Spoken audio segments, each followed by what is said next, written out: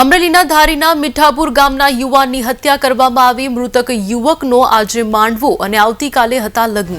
મૃતક યુવકની ભાવિ પત્નીના પ્રેમીએ કરી હત્યા। હત્યારા સોએબ સમાએ અગાઉ પણ આપી હતી ધમકીઓ।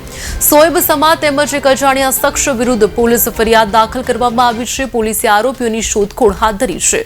મૃતદેહને ફોરેન્સિક પોસ્ટમોર્ટમ માટે ભાવનગર મોકલાયો છે। મોહનભાઈ મકવાણા મીઠાપુર નથી। શું ઘટના બની?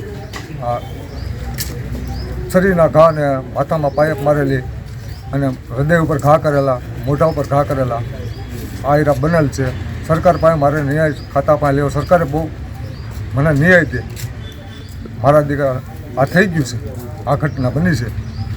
કાં એને ફાંસીની સજા, કાં આજીવન જેલ પડી છે। અને શા માટે આવું થયું, શું કહેશો? એના પરિવારમાં સહારવેલમાં છોકરી બાબતથી આ હતું ને મારો દીકરો નિર્દોષ આ કેસ બન્યો છે।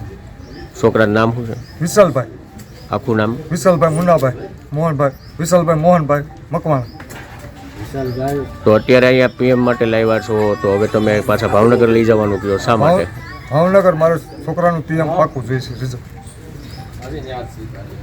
ગઈકાલનો ધારીનો તાલુકાના દલખાણીયા ગામનો બનાવ છે।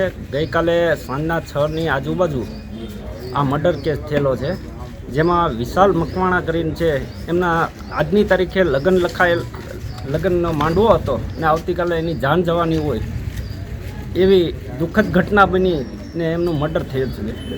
કારણ શું હોઈ શકે? કારણમાં કોઈ પણ કારણ હજી જાણવા મળ્યું નથી, પરંતુ તપાસનો વિષય હોય। હાલમાં સ્થાનિક પોલીસ તંત્ર પણ સહયોગથી સારો એવો માહિતી આપી રહ્યા છે અને પોતે તપાસ પણ કરી રહ્યા છે। આગળ જોઈએ તપાસમાં કોણ આગળ આવે છે।